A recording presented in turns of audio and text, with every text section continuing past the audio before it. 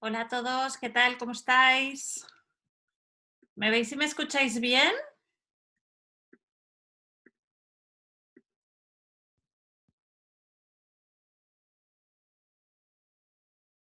Entiendo que tenéis esta opción de chat, ¿me podéis ver y me escucháis bien? ¿Sí?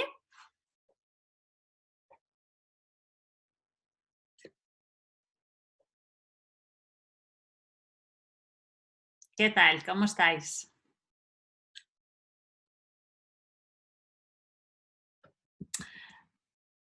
Genial, gracias Andrea por contestar. Bueno, quedan unos 4 minutitos antes de que sea la hora que tenemos prevista para el inicio de este webinar. Y en estos 4 o 5 minutos que nos quedan para iniciar la sesión, dejarme en primer lugar que me presente y después que se explique un poco el funcionamiento de esta sesión si es la primera vez que venís a alguno de nuestros webinars. Yo soy María Mateo, soy la responsable de formación de Cuentos para Crecer. Soy la persona que está todos los jueves en estas sesiones que hacemos en abierto. Las llevamos haciendo hace aproximadamente 6 años. Ahora, en esta etapa de confinamiento, por lo menos que llevamos en España ya 6 semanas, desde hace 6 semanas hemos intensificado nuestro programa de webinars en abierto. Solemos hacer entre 2 y 3 sesiones, hablando de temas, principalmente de temas de educación emocional y también de lectoescritura. Los jueves suelen ser los días que reservamos a todas las actividades alrededor del mundo de la lectoescritura. Si os interesan nuestras sesiones, simplemente deciros que os podéis pasar por la web y cada viernes publicamos los webinars que haremos la semana siguiente. Así que mañana veréis las opciones que os presentaremos la semana siguiente, ¿de acuerdo? Hoy vamos a hablar del cerebro lector, de la neurociencia de la lectura y esta sesión tendrá una duración aproximada de unos 60 minutos. Podemos tratar hoy de ser bastante puntuales con los timings, de los cuales los primeros 35-40 minutos estaré compartiendo con vosotros esta presentación que veis ahora en pantalla. Y el resto del tiempo lo dedicaremos a que podáis compartir conmigo y con el resto cualquier duda, etcétera, que tengáis. ¿Cómo haremos la parte más participativa? La idea de la parte de preguntas es, tenéis una opción que pone preguntas y respuestas. Yo os animo que si durante la sesión os van surgiendo preguntas, las vayáis anotando en esta opción preguntas y respuestas. Al final de la sesión haré un repaso de todas las preguntas, leeré la pregunta y haré una respuesta, ¿de acuerdo? Así, de esta manera, podéis en cualquier momento las vais anotando como quien tiene una nota y luego me van saliendo, ¿de acuerdo? También deciros que esta sesión la estamos grabando y que trataré de hacerlo esta misma tarde-noche.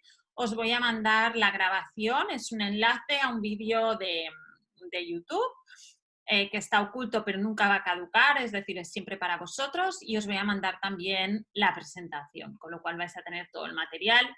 Sé que a veces es complicado en estos webinars no levantarse, no salir, etcétera, o incluso a veces tenemos problemas de conexión, no pasa nada, vais a tener todo el material y es para vosotros, ¿de acuerdo?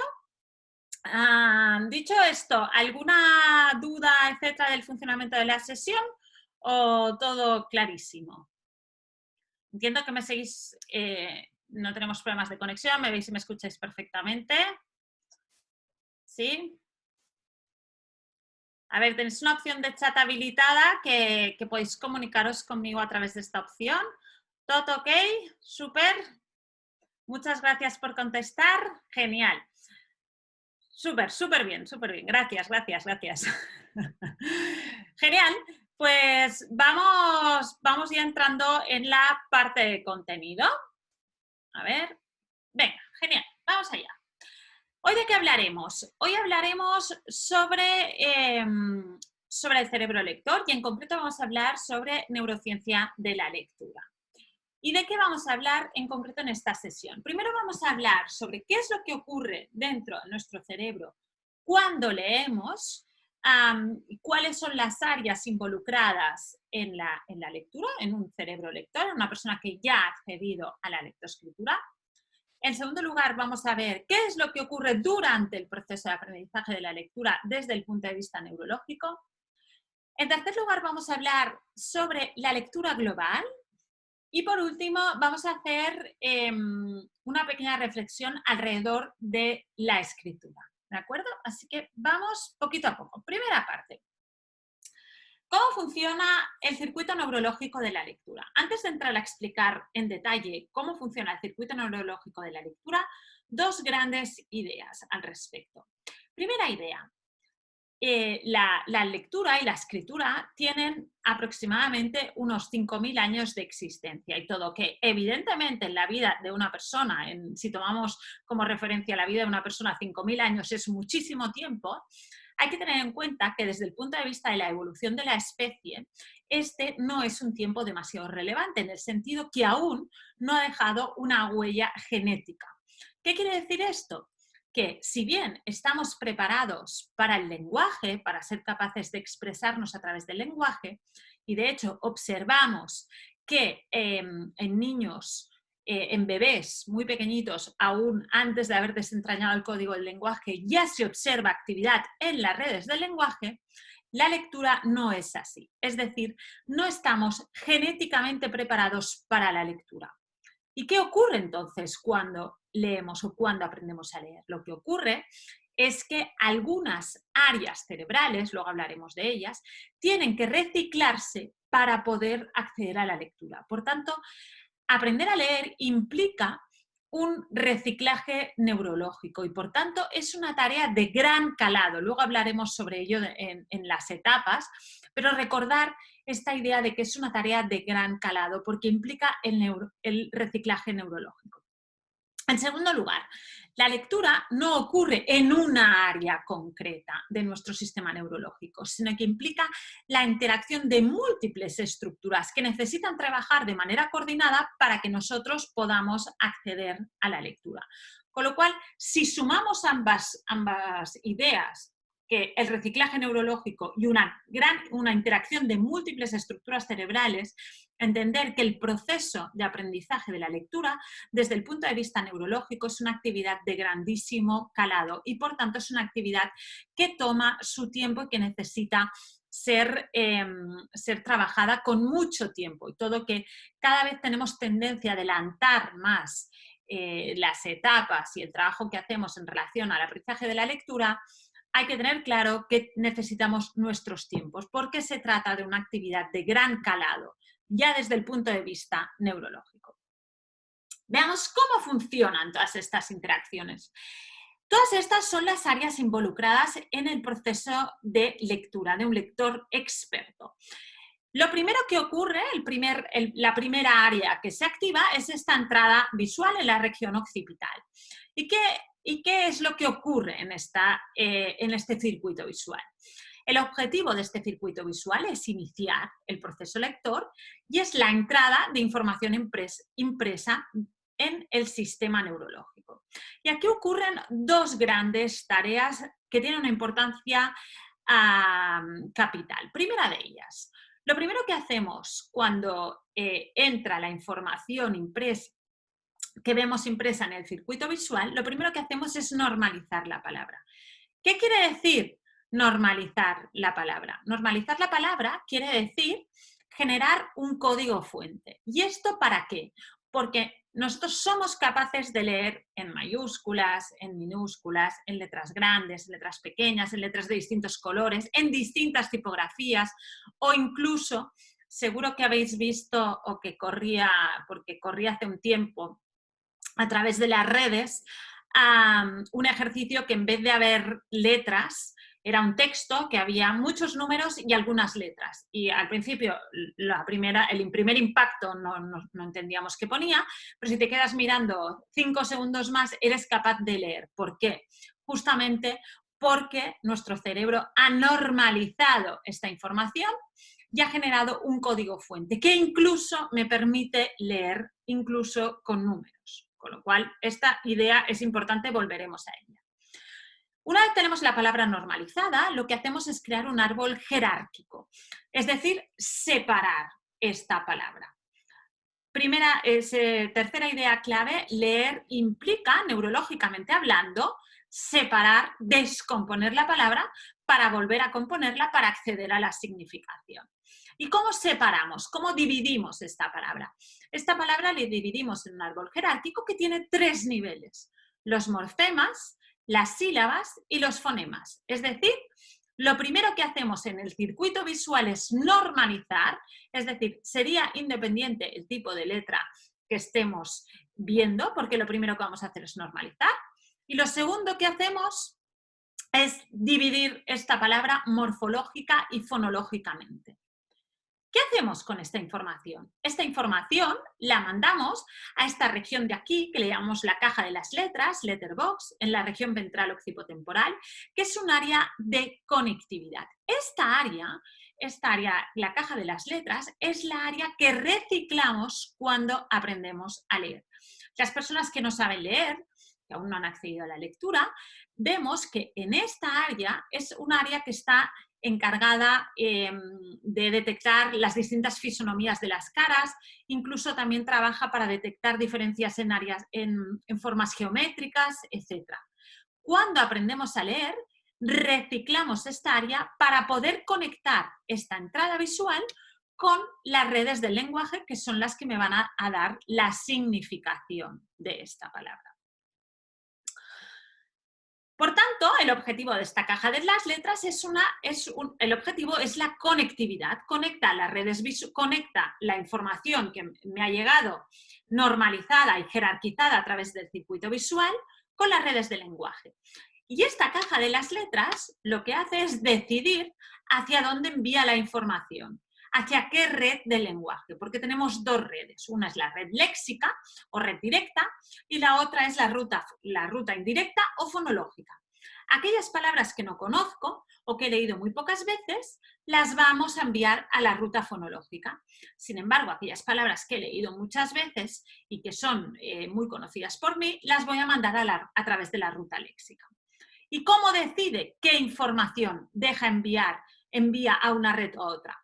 Pues lo hace porque crea una gran biblioteca fonológica y aquellas palabras que están incluidas dentro de esta gran biblioteca las vamos a enviar por la ruta léxica. Por tanto, cuando aprendo a leer, que la única ruta que activo es la fonológica, siempre envío la información hacia la fonológica, voy creando esta gran biblioteca fonológica.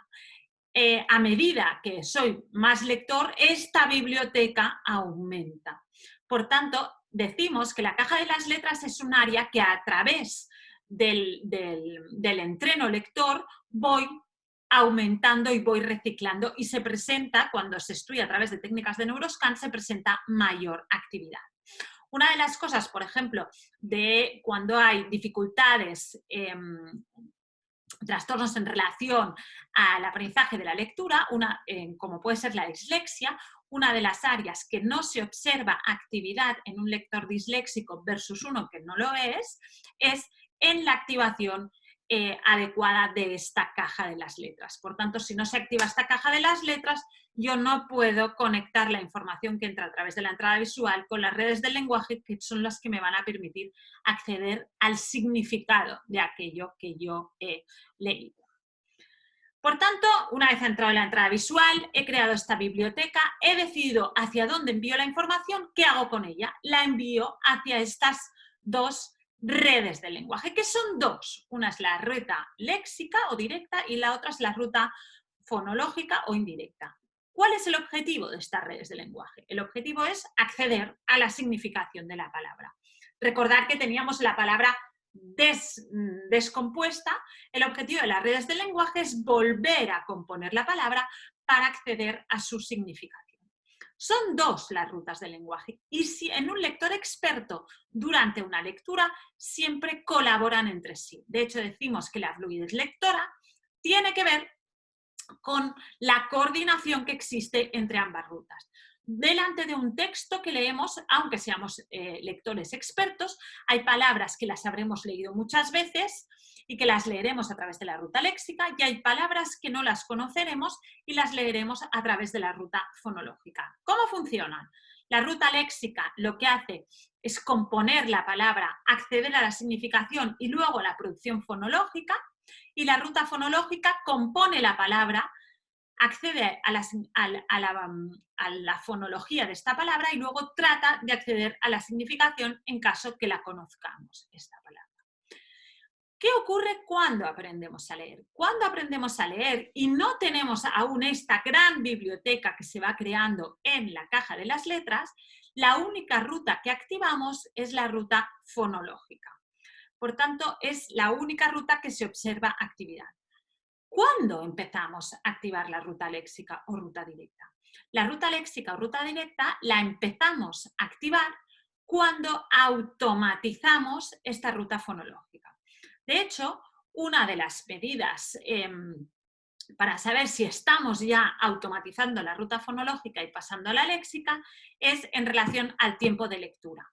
El tiempo de lectura, cuando leemos a través de la ruta, cuando la ruta léxica ya está activa, va a depender más de si la palabra la conocemos o no que del número de fonemas que tenga una palabra. ¿Con esto qué quiere decir?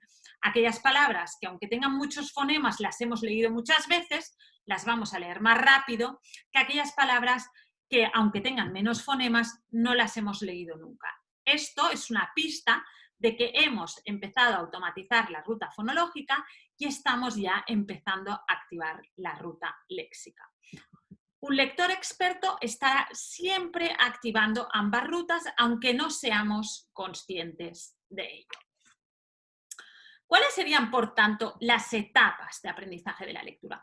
Todos estos estudios, todo este proceso que os acabo de explicar, es un proceso que ha estudiado y ha divulgado mucho el neuropsicólogo Stanislas Dehaene, que ha hecho estudios en relación al funcionamiento neurológico de la lectura.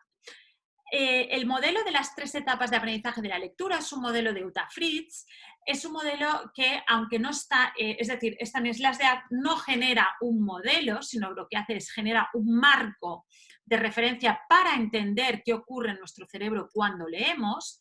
Uta Fritz sí que genera un modelo de análisis para entender las distintas etapas durante el proceso de aprendizaje de la lectura.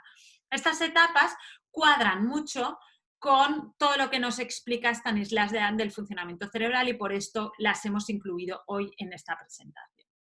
Veámosla. La primera etapa es la etapa pictórica y es la etapa de entreno del sistema visual. Esta es una etapa que no es una etapa lectora, es una etapa en la que decimos que hay una forma artificial de la lectura. ¿Qué quiere decir? Muchas veces tomaros las edades evidentemente como súper orientativas y no les deis más importancia, ¿de acuerdo? Pues es una cosa que a veces me preguntáis y esto es lo que dice Uta Fritz, pero lo interesante en relación al tema de las edades es cuándo se inicia este proceso. Depende de cuándo se inicie, las edades serán distintas, ¿de acuerdo? Lo que es interesante es ver las distintas etapas que propone. Primera etapa es esta etapa pictórica, en la que hay una forma artificial de la lectura. ¿Qué quiere decir? Que el sistema visual reconoce la palabra como un objeto, ¿de acuerdo? ¿Qué quiere decir? Que si hemos visto muchas veces la misma palabra, seremos capaces de detectarla visualmente, aunque no estamos activando la ruta de la lectura. Simplemente hemos empezado a reconocer las palabras que hemos visto muchas veces, tenemos un vocabulario visual y somos capaces de reconocer este objeto visual con una palabra, ¿de acuerdo? Pero es una etapa previa a la lectura. La segunda etapa, y esta sí que es el inicio del proceso, es la etapa fonológica, es donde se produce esta verdadera revolución neurológica. Es la etapa en la que se empieza a activar esta caja de las letras, se empieza a crear esta gran biblioteca jerarquizada de las palabras, fonológica y morfológicamente hablando, y es la etapa en la que se inicia la decodificación lectora. La única ruta que se activa dentro de las rutas de lenguaje es la ruta fonológica. El inicio de este proceso es un inicio fonológico y es un inicio largo. Hasta que no tengamos automatizada esta ruta fonológica, no vamos a pasar a la siguiente etapa. Por esto, el entreno fonológico es tan importante, tanto en prelectores, para prepararlos para el proceso, como también en primeros lectores, porque el entreno fonológico lo que nos va a ayudar es a automatizar antes o de manera más rápida esta primera etapa de decodificación. La tercera etapa es la etapa ortográfica y es la etapa en la que se activan las dos rutas del lenguaje. Es la etapa en la que ya empezamos a tener una biblioteca fonológica adecuada y empezamos a activar la ruta léxica.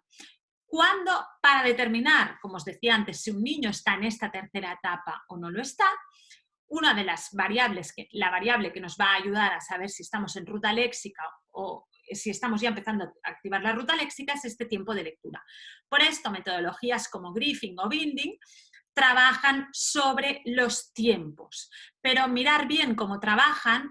No trabajan, es decir, el tiempo de lectura sé que es una variable que muchas veces se trabaja con los primeros lectores como una herramienta para saber si tenemos este proceso automatizado. Entonces, yo quiero matizar. Aquí no se trata de tener un absoluto, no se trata de que los niños de 6, 7 años, primero de primaria, tengan que leer X palabras en X tiempo. Esto no es especialmente interesante. Lo que sí que es interesante es ver si su tiempo de lectura depende menos del número de fonemas que tenga de la palabra como del número de veces que han leído esta palabra. Esta es la variable, es decir, la variable tiene que ver, no es un tiempo en absoluto, sino que es un tiempo que tiene que ver con el tipo de palabra que estamos presentando. Entonces, no nos confundamos. Metodologías como Griffin o Binding miden esto, miden el tiempo de lectura de palabras, pseudopalabras y palabras que me ha presentado el programa muchísimas veces. Entonces, medir el tiempo de lectura de X palabras sin tener en cuenta qué tipo de palabras me estás presentando no es especialmente interesante. Y lo matizo porque cuando hablo de tiempo de lectura siempre es una pregunta que suele salir. Luego, si queréis, lo hablamos un poquito más en la parte de preguntas, ¿de acuerdo? Hablemos ahora, visto un poco hasta qué punto, cómo funciona el circuito neurológico de la lectura. Me gustaría hacer, antes de entrar a hablar sobre la lectura global, me gustaría hacer un pequeño resumen. La lectura es un hecho que no estamos genéticamente preparados para la lectura y por tanto es un proceso que implica reciclaje neurológico y que implica muchas áreas distintas. Por tanto, es una actividad de gran calado que moviliza muchas energías. En segundo lugar, leer desde el punto de vista neurológico es deseparar una palabra y además no de cualquier manera, sino la separamos morfológica y fonológicamente para volver a componerla y acceder a su significación. Por tanto, pensar que leemos palabras como un todo es una falacia. Las palabras, lo primero que hacemos, de hecho, los estudios de Stanislas Dehaene, que miden también las microfijaciones del ojo, nos dice que nunca vemos la palabra como un todo, porque el ojo nunca se fija en el todo, sino que hace microfijaciones oculares. Si a esto le sumamos la idea de que lo primero que hacemos es disgregar, es separar esta palabra, fonológicamente hablando, la idea de la palabra como un todo empieza a desdibujarse.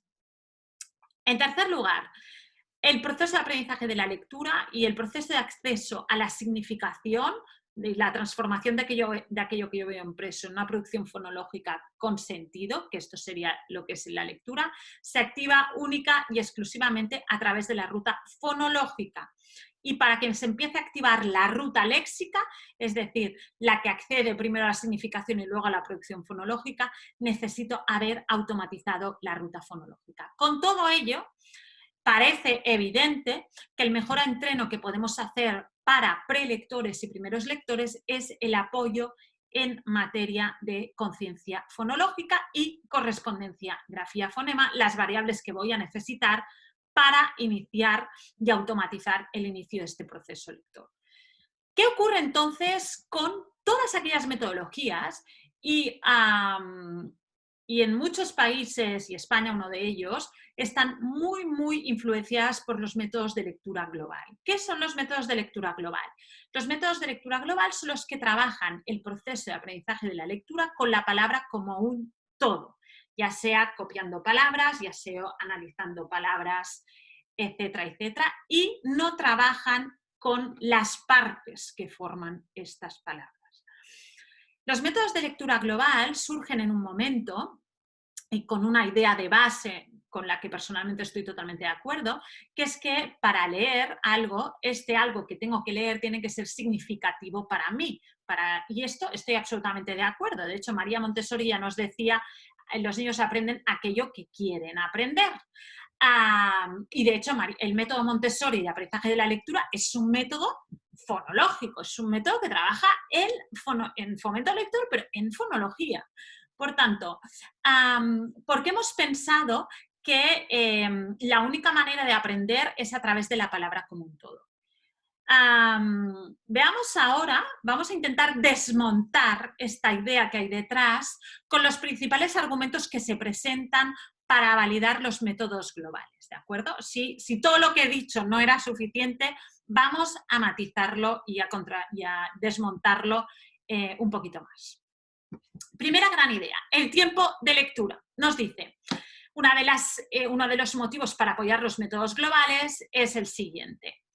El tiempo de lectura no depende de la longitud de la palabra, sino de la significación de la palabra. Y yo diré, cierto en lectores expertos, falso en primeros lectores. En el proceso de aprendizaje, y aquí estamos hablando de proceso, en el proceso de aprendizaje esto es absolutamente falso. Cuando aprendemos a leer, en esta etapa 1, digamos, si entendemos que la pictórica es la 0, en esta etapa 1, que es la etapa fonológica, el tiempo de lectura sí depende de la longitud de la palabra porque activamos única y exclusivamente la ruta fonológica. Es en lectores expertos que el tiempo de lectura depende del tipo de palabra. Por tanto, este no sería un buen argumento. Segundo argumento. Reconocer la palabra completa puede ser más rápido y más eficiente que reconocerla letra a letra. Esto es falso, porque nunca reconocemos la palabra completa. Lo primero que hacemos cuando esta palabra entra dentro de nuestro sistema neurológico para activar los distintos circuitos para acceder a la lectura es separar esta palabra, es disgregar esta palabra. De hecho, ni siquiera la vemos como un todo, porque hacemos microfijaciones oculares, como os decía antes. Por tanto, es absolutamente falso que manipulemos la palabra como un todo. La palabra como un todo es una construcción del lenguaje, pero no de la lectura. La lectura lo que hace para acceder a esta significación es separar, disgregar esta palabra, generar este código fuente a nivel de morfemas, a nivel de sílabas y a nivel de fonemas. Tercer punto. Somos un poco más rápidos cuando leemos palabras en minúsculas que palabras en mayúsculas. Y este es un punto que me gustaría parar un minuto porque luego si queréis os comparto un artículo que escribimos esta semana sobre el tema porque me preguntáis mucho sobre esto. Tipo de letra. Falso. Es absolutamente falso que seamos más rápidos cuando leemos en un tipo de letra que en otro. ¿Por qué? Lo primero que hacemos, antes de generar este código fuente, este árbol jerárquico, es generar un código fuente, es normalizar la palabra. Con lo cual es absolutamente igual si leemos palabras en minúsculas que en mayúsculas porque la palabra la normalizamos. Recordad este ejemplo que os decía. Luego si queréis os comparto la imagen que ya veréis que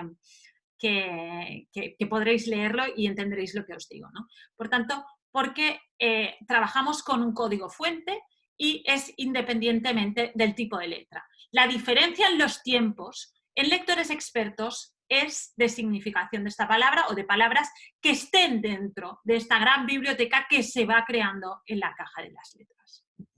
Punto número 4. Los errores tipográficos que respetan el contorno general de la palabra son más difíciles de detectar que los quiebran. Falso, es decir, Cuando lo que ocurre es que lo que nos lleva muchas veces a la confusión no es que gato y gapo se parezcan mucho como palabra, sino son las letras que le componen. Los errores tipográficos se presentan cuando hay dos letras que se parecen mucho en su forma y sobre todo en su fonología. Y entonces podemos tener problemas, pero no la palabra como un todo, ¿de acuerdo? Con todo esto, vamos a hablar de ineficiencia de los enfoques globales. Y si bien sigo diciendo que son métodos muy usados, y me lo corroboráis, tanto la gente que hace los cursos como cuando hemos hablado de ello en distintas webinars, y hay mucha bibliografía y hay muchos estudios que así lo avalan, aún es una información que por algo que desconozco no es asumida en las realidades, ¿no? Simplemente si alguien, para que tengáis algunas referencias bibliográficas, si a alguien le interesa, luego os dejo mi correo, me escribís y os puedo mandar enlace del estudio concreto, pero simplemente para que lo tengáis claro, ¿eh? Distintos estudios que nos hablan de justamente la ineficiencia, si todo lo que hemos explicado por ahora aún no fuera suficiente, de esta ineficiencia de los enfoques globales. Nos dice, la mera exposición a la palabra escrita sin que haya un entreno explícito en correspondencia, grafía, fonema y en fonología, no es suficiente para permitir el descubrimiento de irregularidades en la ortografía, no de forma sistemática o rápida. Es decir, necesitamos un entreno fonológico y de correspondencia, grafía, fonema sistémico. Y este es un punto, no se trata de que un día vamos a leer un poema que rima o un día palmeamos sílabas, se trata de un entreno sistémico. Y para tener una buena correspondencia, grafía, fonema, tenemos que trabajar conciencia silábica, conciencia de rima, conciencia de fonema. Una vez tenemos un buen nivel de conciencia de fonema, estamos preparados para trabajar correspondencia, grafía, fonema, no antes. Lo que está ocurriendo en muchos casos es que nos estamos comiendo los pasos previos y estamos presentando la grafía antes de haber trabajado bien toda la fonología. Aunque la generalización que tiene un papel esencial en la adquisición de la lectura, el método del lenguaje integral no provee base para la generalización. Y este es un poco, yo creo, el punto, ¿no? Porque es literalmente imposible enseñar a los alumnos todas las palabras. Por tanto, lo que nos dicen es que lo que va a ser motivante, y cuando hablamos de lectura global entendemos que la base que hay detrás, en el fondo, es decir, no es más significativo y es más motivante algo que conozco que no los fonemas que para mí no son significativos, lo que nos dice es al revés. Lo que es significativo es poder ser capaces de leer cualquier palabra. Y esto es lo motivante. Lo motivante no es la palabra en todo, sino ser capaces de acceder de manera autónoma al código de la lectura, ¿no? Y esta es la verdadera fuente de placer. Y, por último, los resultados de numerosos estudios nos llegan a la misma conclusión. Los métodos de enseñanza basados en un enfoque del lenguaje integral o métodos globales son sistemáticamente menos eficientes que los métodos fónicos.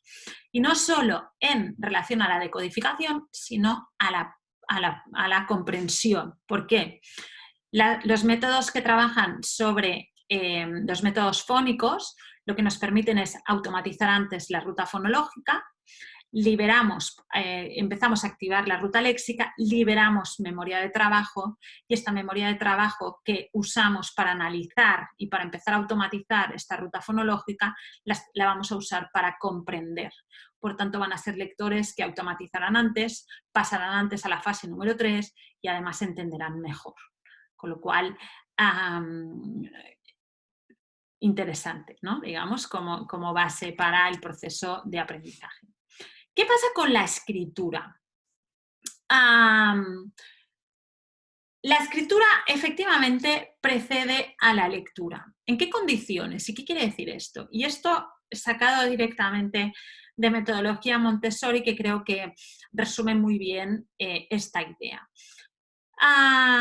Creo que muchas veces hay métodos de enseñanza de la lectura que se basan mucho en la escritura. Con esta idea, ¿no? Esto es un titular, ¿no? La escritura precede la lectura, titular, pum, ya está, ya sé de qué hablo y por tanto les voy a hacer escribir. Pues no. es como el tema del tiempo de la lectura, ¿no? El tiempo de la lectura es clave. Venga, ¿cuántas palabras lees en 60 minutos? Pues no, tampoco es esto, ¿no? Entonces, ¿qué quiere decir la idea de que la escritura precede la lectura? En una metodología como Montessori, que explica muy bien esto, ¿qué es lo que ocurre? Nos dice, se trabajan muy bien las habilidades prelectoras y por tanto hay un buen trabajo fonológico y un buen trabajo de correspondencia, grafía, fonema. Y cuando tengo este trabajo, a mí, pero ¿cuándo tengo este trabajo hecho? No desde el principio, sino cuando tengo este trabajo bien hecho. Lo que ocurre es que escribir, cuando estamos escribiendo, lo que hacemos es, en primer lugar, escribimos algo que sale de nosotros, que para nosotros es importante, por tanto hay una parte de motivacional interesante. En segundo lugar, lo que hacemos cuando escribimos es analizar la palabra que queremos escribir y analizamos los componentes sonoros, porque cuando empezamos a escribir, escribimos de escritura natural, es decir, transformando directamente los sonidos en una grafía, analizamos y luego los ponemos por escrito. ¿Qué ocurre con la lectura? Es un texto externo que no conozco, no tiene por qué ser significativo para mí. En segundo lugar, tenemos que hacer el proceso inverso. Miro las letras, intento pensar qué significan, intento decir las letras, luego tengo que juntar todas las distintos fonemas y por último acceder a la significación. Es más compleja esta lectura. Pero esta escritura tendrá sentido en la medida en que yo ya conozco todas las habilidades prelectoras, yo ya tengo una buena conciencia de fonema y una buena correspondencia grafía-fonema. ¿Qué hace Montessori en relación de la escritura? Como puente entre esta escritura y esta lectura. Trabaja con materiales como pueden ser el alfabeto móvil que me ayuda a componer estas palabras sin tener la presión extra de la mano. Como hemos decidido que la escritura precede a la lectura, que es efectivamente más fácil escribir que leer, lo es. ¿Qué es lo que ocurre? Que les hacemos escribir. Y aquí que se mezcla la grafía, porque si lo que les hacemos es escribir a mano, una mano que no está preparada, y encima nos fijamos en la grafía, lo que está ocurriendo es que no estamos trabajando bien el proceso porque lo que buscamos es que lean, no que escriban bonito, y estamos añadiendo un extra de presión. Montessori no hace escribir, por ejemplo, con la mano hasta más adelante, sino que el primer puente es un material que me ayuda a componer a mí, con este alfabeto móvil, las palabras y yo voy a ser capaz de leer algo que yo he escrito. ¿De acuerdo? Nada, simplemente esto es lo que os acaba de decir. Hasta aquí esta parte de contenido. A ver, no sé si me he ido mucho de tiempo, ¿no? Como siempre. Nada, simplemente explicaros que este contenido forma parte del curso del cerebro lector, que es un curso en el que analizamos cómo funciona el cerebro lector y además trabajamos en detalle la dislexia en concreto, es decir, trabajamos todo el proceso de aprendizaje y la lectura y trabajamos también muy en detalle todo el mundo de la dislexia. Y bueno, es un curso que si a alguien le interesa, os voy a dejar el enlace por aquí en el chat, a ver si lo consigo. Bueno, un momentito. Primero os voy a parar esta... Ahí, listo. Os voy a compartir un segundo, que os voy a compartir os voy a enseñar dónde está y os voy a compartir, mientras vosotros si queréis vais buscando, vais escribiendo vuestras preguntas a través de esta opción de chat, como ya hemos dicho, yo os voy a colgar aquí la información, ¿vale? Listo, os dejo aquí el enlace, entiendo que todos lo veis. Vale, y os voy a dejarme un segundo que voy a compartir con vosotros Vale, ¿qué más os puedo compartir? A ver, si entráis en nuestra página, como veis aquí que es cuentosparaCrecer.org, este es el enlace del curso de aprendizaje de la lectura y la dislexia. Luego os voy a dejar también, para que tengáis el enlace directo, digamos, en el apartado del blog, tenemos mucha información que hemos escrito en abierto. Si clicáis por aquí, aprender a leer. Listo, os lo dejo por aquí. A ver Si os le puedo colgar el enlace para que podáis acceder. A ver. Listo. Os dejo por aquí el enlace. Y os dejo también el apartado de vídeos, que yo creo que también os puede resultar interesante. Y os lo voy a filtrar ya por aprendizaje de la lectura.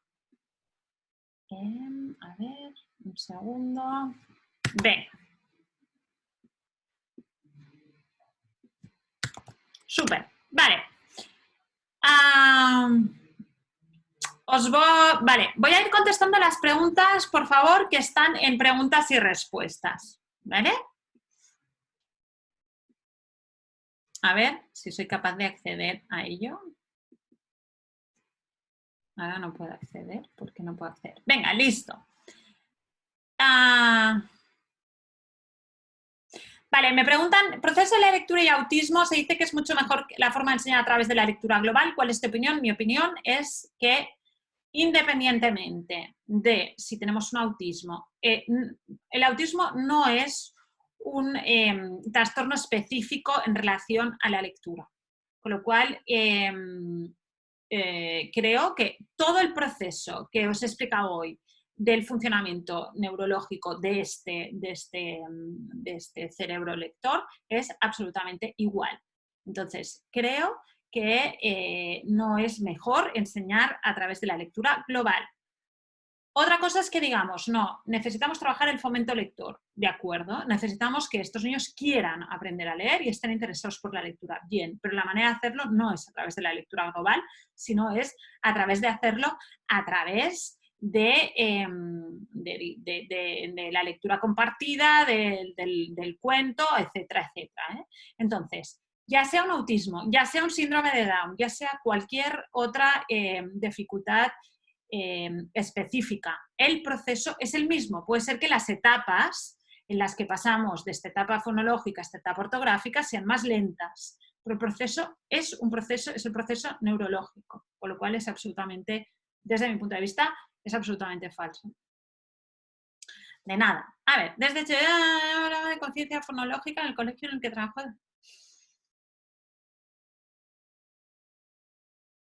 Vale.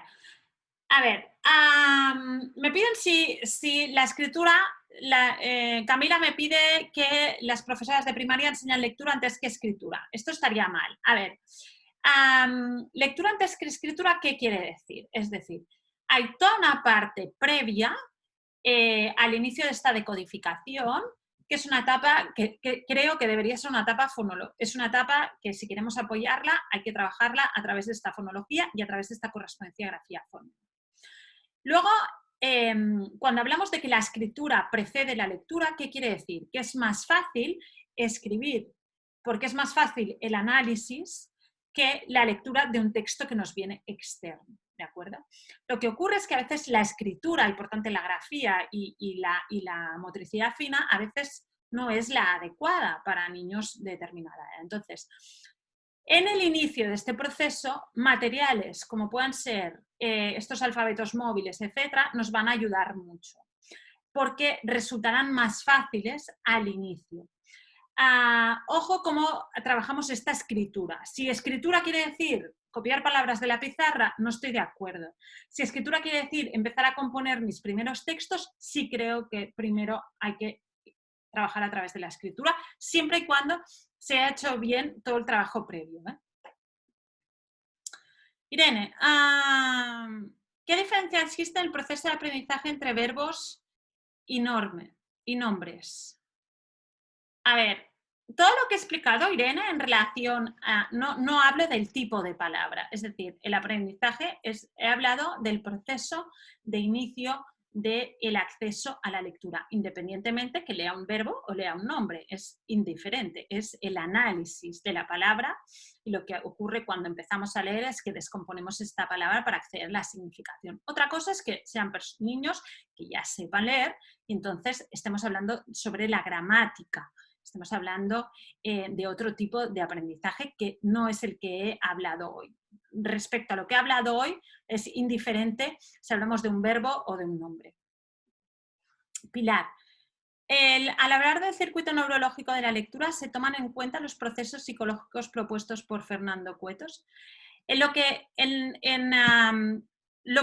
hablado hoy respecto al circuito neurológico de la lectura es desde el punto de vista neurológico, no tiene nada que ver desde el punto de vista psicológico. Y los estudios la bibliografía que yo os propongo, si os interesa este tema, creo que merece la pena invertir o ir a buscarlo donde podáis, es los estudios de Stanislas Dehaene y un libro en concreto que os recomiendo mucho que se llama El cerebro lector. Es un libro muy técnico, no hace falta ser neurólogo para leerlo, pero es un libro técnico, no es un libro de divulgación fácil, pero si os interesa y tenéis tiempo, digamos, y ganas, es un libro que da mucha luz sobre el proceso de aprendizaje de la lectura y lo que os explica hoy es un resumen del resumen del resumen de este libro. ¿Cómo sería, Camila, cómo sería la decodificación de la palabra en un niño que está en un ambiente bilingüe? Vale. En realidad, en relación a un ambiente bilingüe, lo que ocurre es que debemos, si queremos, lo recomendable desde mi punto de vista es enfocar el proceso de decodificación en una de las lenguas en la que estemos y enfocar todo el trabajo en fonológico en una de las lenguas. Si vamos a hacer el trabajo fonológico bilingüe, es decir, con las dos lenguas, podríamos iniciar el proceso con las dos lenguas. Creo que lo recomendable es enfocarnos en una de ellas. Cuando tengamos este proceso automatizado,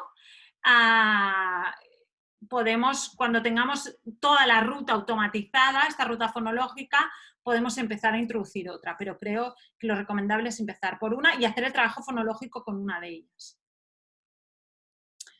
¿En qué momento se involucra la memoria en el proceso de la lectura? Vale, una vez tenemos es decir, la memoria siempre está activada, es decir, en el momento de la decodificación y en el inicio de la ruta fonológica, ¿qué ocurre? Que la memoria de trabajo, la memoria a corto plazo, está enfocada en juntar los distintos fonemas para ser capaces, ¿no? Es el momento que decimos y esta memoria de trabajo intenta componer la palabra y acceder a la significación de la palabra, es decir, mesa. Una vez este proceso de decodificación fonológico es rápido, esta memoria de trabajo se enfoca más en comprender, no se enfoca tanto en juntar los distintos fonemas para componer fonológicamente el todo, sino que se enfoca más, tiene más tiempo para comprender aquello que ya ha leído. Por esto hablaba de la memoria de trabajo.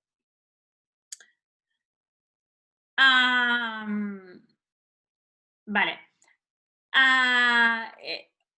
Exacto, vale. ¿Qué más? Pensaba que era... Bueno, me he perdido la teoría, Cristina. Vale. Una persona sorda que me pedís, tanto Monse como Rosana, me preguntan cómo afectan la lectura y la escritura.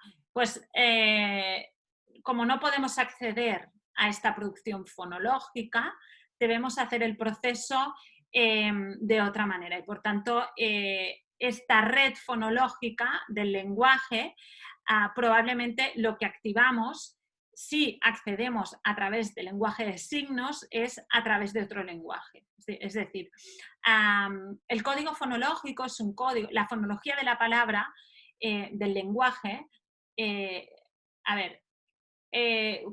Cuando sabemos leer, cuando sabemos hablar, es porque tenemos una fonología de nuestro lenguaje y esto se activa, son las redes, como os decía, son las redes del lenguaje y se activan en los más pequeñitos. La conciencia fonológica es activar este conocimiento y ser conscientes de este conocimiento. Aquellas personas que no acceden a la fonología de este lenguaje tienen que activar esta ruta fonológica a través de otro tipo de canales que son los que sí conocen, ¿de acuerdo? Para activar luego los de la significación.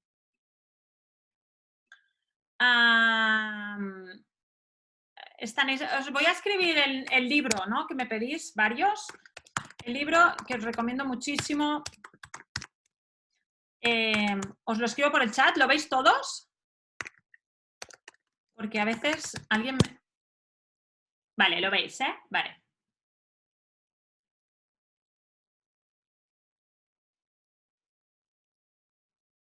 Vale.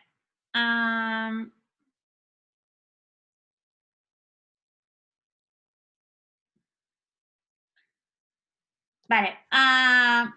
Los que os voy a dejar mi correo porque me estáis pidiendo varios que queréis acceder a los estudios, ¿vale? Entonces, os voy a dejar mi correo y me lo escribís cuando podáis, me escribís un mail en este correo porque aquí no tengo acceso a vuestros mails para mandároslo, ¿vale? Me sale un nombre, pero no os lo podría mandar, ¿vale?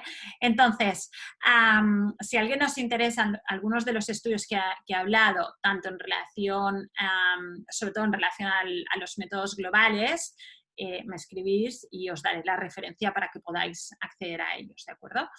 A ver, vale, en relación a la comprensión, ¿vale? Me pide Mariana, dice, una pregunta, ¿la comprensión será igual como un proceso natural y adecuado usando métodos fonológicos? No me dejéis los correos aquí porque no los voy a poder guardar, ¿vale? Somos muchos y no voy a poder guardar el correo. Me mandáis vosotros al mío, entiendo que lo veis, ¿no? Es María, os lo canto si queréis. Es maria@cuentosparacrecer.org. Me enviáis un correo ahí y es mucho más fácil para mí, ¿vale? Y sí, lo dejo grabado. Este seminario se queda grabado y os mandaré la grabación. Lo que os decía, la comprensión en los métodos fónicos es incluso mejor que los métodos globales, porque esta memoria de trabajo que voy a empezar a liberar antes, que antes estaba, lo que os comentaba antes, esta memoria de trabajo que antes estaba enfocada en el análisis fonológico de la palabra y en la composición fonológica de la palabra, la voy a liberar antes y esta es un enfoque de la atención que va a ir para intentar comprender. Por tanto, los métodos fónicos, una de las cosas que os ponían los estudios, una de las cosas que demuestran que son sistémicamente mejores a los globales, no solo en la decodificación, sino sobre todo en la comprensión. ¿Qué más? ¿El trabajo previo a la escritura se centra en rimas? ¿Hay algo más? Bueno, el trabajo previo se centra en varias áreas. En las áreas fonológicas, que son 3, rima, sílaba y fonema, y en la correspondencia grafía-fonema, en estas 3 áreas.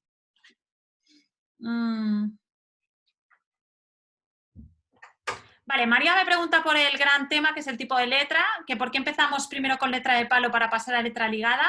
Respuesta realmente eficaz, no tiene absolutamente ningún sentido. Es decir, y sistemas educativos en los que se nos llena la boca muchas veces de lo buenos que son y que tenemos que hacer lo mismo y ya han llegado a la conclusión que no cambiamos el tipo de letra, como el método en Finlandia, ya han llegado a la conclusión de que se les enseña a leer a los niños en un tipo de letra y se mantiene este tipo de letra. Entonces, ¿por qué no es más eficaz uno que otro? Porque lo primero que hacemos cuando la información entra dentro de nuestro sistema neurológico es normalizarla, con lo cual me da igual que hayas escrito en ligada, mayúscula, etc. Lo único que hacemos cuando les cambia en un proceso de aprendizaje de la lectura, que es un proceso, como os decía, de reciclaje neurológico, es un proceso complejo, les cambiamos el tipo de letra, lo único que hacemos es hacerlo muchísimo, muchísimo más complejo.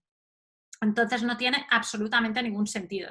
Metodologías como Montessori ya nos dicen empezar con el tipo de letras, de hecho las letras de lija, las letras del alfabeto móvil las puedes encontrar en un tipo de letra u otro, pero te dice no cambies el tipo de letra. Ya he contestado. Vale, ¿qué más? Vale, me preguntan qué actividades podríamos hacer con dificultades lectoras, que no son capaces de engancharse a la lectura. A ver, a ver, y esto es un tema que me interesa especialmente, ¿eh? Si trabajamos mal, ¿qué quiere decir? Que si este es un proceso complejo, ya lo habéis visto, es un proceso que tiene que ser largo y es un proceso que implica reciclaje neurológico. Si este proceso, ¿de acuerdo? Además, le añadimos múltiples dificultades, como que no me das las herramientas que voy a necesitar para aprender a leer. No trabajamos fonología, no trabajamos bien correspondencia, grafía, fonema. Me obligas a escribir a mano antes que hablar, que leer. Me cambias el tipo de letra, etcétera, etcétera. Lo que estamos haciendo es crear una serie de experiencias negativas alrededor de la lectura que va a ser muy difícil que cualquier persona, niño o adulto, se enganche en algo que tenga experiencias negativas. De hecho, nuestro sistema neurológico está preparado para apartarse de aquello no nos hace sentir bien. Entonces, ¿qué es lo que podemos hacer para mí, para que quieran engancharse a la lectura? Generar un ambiente positivo alrededor de la lectura, lectura compartida. De hecho, leer y leerlo es con ellos y lérselo tú. Es decir, no obligar nunca a leer, generar experiencias positivas alrededor de la lectura y trabajar las habilidades previas. Tiene 7 años y tiene que leer de carrillo y aún no lee perfecto, no pasa nada. Enfócate en leerle tú muchísimos cuentos y en pasarlo súper bien con la lectura y a la vez trabájale las actividades previas a la lectura que por lo que sea no las habrá adquirido. Trabaja mucho fonología y trabaja mucho correspondencia, grafía, fonema. Y luego poco a poco ellos ya van a querer. Pero ¿cómo vamos a querer engancharnos en algo que está siendo un drama para nosotros? Pues a nadie se engancharía, ¿no? Y más si les obligamos.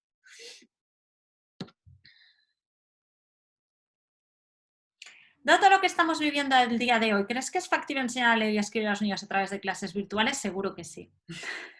Seguro, seguro. Sí, sí, estoy absolutamente convencida. A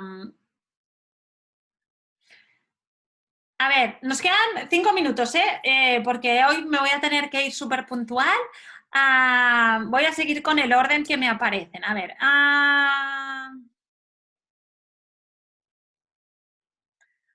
Vale. A ver, la fonología y el alfabeto móvil. Es decir, ¿cuándo introducimos el alfabeto móvil? Me preguntan en relación a la fonología.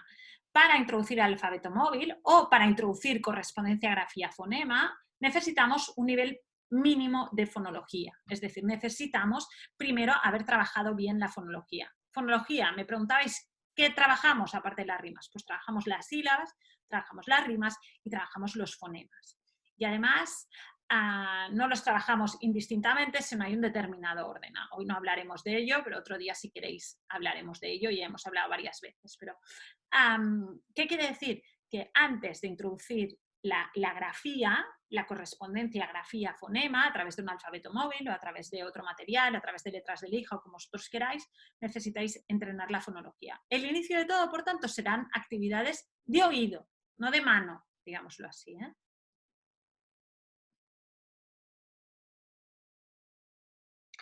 Pilar dice, la escritura precede a la lectura, pero es correcto considerar que ambas se aprenden de forma simultánea.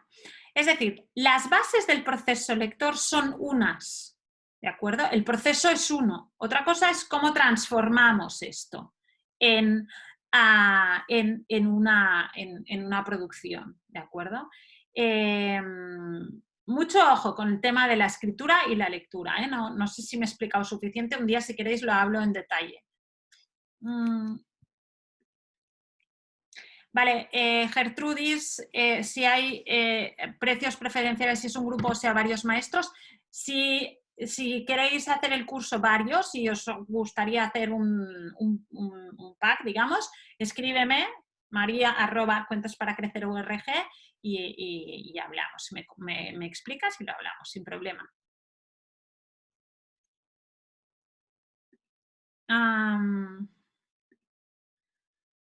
Vale, a ver, intento, como hay mucho, tenemos ya poco tiempo y aún quedan muchas preguntas, estoy intentando juntar preguntas para contestar las que más me preguntáis, ¿vale?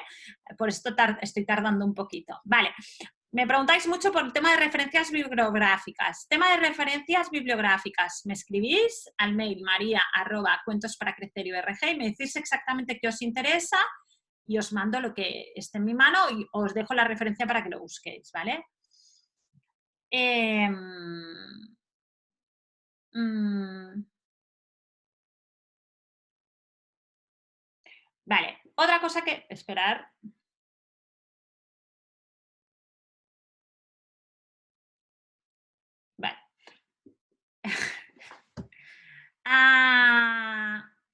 Vale. El autor del libro también me lo seguís preguntando, ¿eh? Os lo vuelvo a escribir por aquí.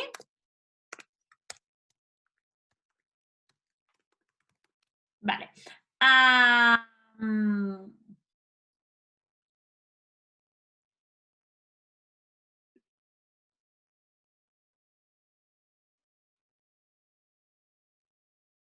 Vale.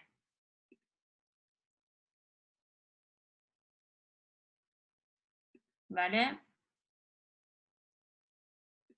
Vale, a ver, bueno, quedan un montón de preguntas que además me parecen súper interesantes, muchas de ellas. Entonces, si alguien queréis ampliar la información en la medida de lo posible, me escribís un correo y yo os contesto en lo que sea posible, ¿vale?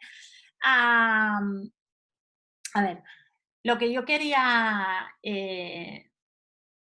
lo que yo quería transmitiros hoy un poco, y una de las cosas que más me interesa, y muchas de las preguntas que hacéis van en este sentido, es qué pasa niños que tengan algún tipo de dificultad.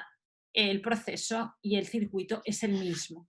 Otra cosa es que pueda haber una dificultad específica de la lectura, como puede ser una dislexia, puede ser que haya dificultades específicas en relación al lenguaje, que puede haber, por tanto, una dificultad para acceder a la fonología del lenguaje, ya no a la conciencia, sino al lenguaje expresivo y por tanto a la fonología. Sea como fuere, el proceso siempre es el mismo, es decir, el circuito neurológico de la lectura es esto. La mejor manera de apoyarlo al inicio es a través de este entreno fonológico. Podemos tardar más tiempo con un niño. Podemos empezar desde más para atrás. No estoy diciendo que el tiempo sea siempre el mismo, pero sí el proceso es el mismo. Puede que nunca lleguemos a la escritura, pero si queremos llegar o si queremos acercarnos, sí que tenemos que trabajar a través de, lo óptimo sería trabajar a través de este tipo de circuitos, ¿vale?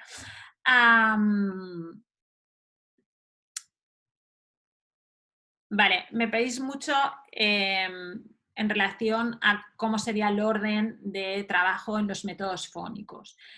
El orden de trabajo en los métodos fónicos sería el siguiente, es decir, la conciencia fonológica, como cualquier aprendizaje, necesita un cierto orden y este orden tiene que ver con la dificultad creciente de lo que le estamos pidiendo a los niños.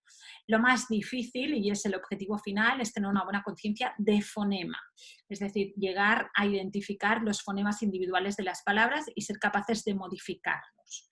Para llegar a este punto, primero, nosotros, por ejemplo, en los cursos que hacemos de fonología, ya sea fonología lúdica, etcétera, nosotros trabajamos normalmente 5 áreas, pero específicamente las áreas fonológicas serían 3. Si queréis empezar desde el principio, serían escucha activa, frases y palabras o conciencia del léxico, es decir, entender que la primera metaestructura del lenguaje son las frases, que están formadas por unidades más pequeñas que son las palabras. Luego tendríamos conciencia silábica, después tendríamos conciencia de rima y por último tendríamos conciencia de fonema. Dentro de las actividades que haríamos tanto en conciencia silábica como de fonema, sería mezcla, es decir, yo digo la palabra mesa y digo y los niños dicen, has dicho mesa. La segunda es que ellos digan la palabra, es decir, te doy la palabra mesa, a ver si me dices todos los sonidos de la palabra. Y por último, te doy la palabra mesa y a ver, ¿y qué pasa si le quito el sonido final? Mes. Y si le quito el sonido inicial, esa, etcétera, ¿vale? Estas serían las áreas que trabajaríamos dentro de conciencia silábica y de fonema. ¿Dónde introducimos la grafía? ¿Dónde introducimos correspondencia grafía-fonema? Pues cuando ya tenemos un buen nivel de mezcla y de análisis, sobre todo un buen nivel de análisis fonémico. Cuando ya tenemos un buen nivel de análisis fonémico, entonces empezamos a introducir correspondencia grafía-fonema. Este sería el orden de trabajo en relación a los métodos fónicos. Chicos, os tengo que dejar hoy porque tengo otra cosa. Sí, me quedan 11 preguntas por contestar, me sabe fatal. Me podéis escribir un correo a maria@cuentospara.crecer.org. Os mandan por aquí el PDF del libro. Merece mucho la pena, no es un libro fácil, ya os lo digo, no es un libro de lectura ágil. Hay algunos libros de pseudoneurociencia o de neurociencia que sí lo son, este no lo es un libro muy técnico, pero es un libro que si os interesa el tema da muchísima, muchísima luz alrededor del mundo de la lectoescritura. Si a alguien le interesa, el lunes empezamos una nueva edición del curso de aprendizaje de la lectura y la dislexia y estaremos encantadísimos de acompañaros en este curso. Muchísimas, muchísimas gracias.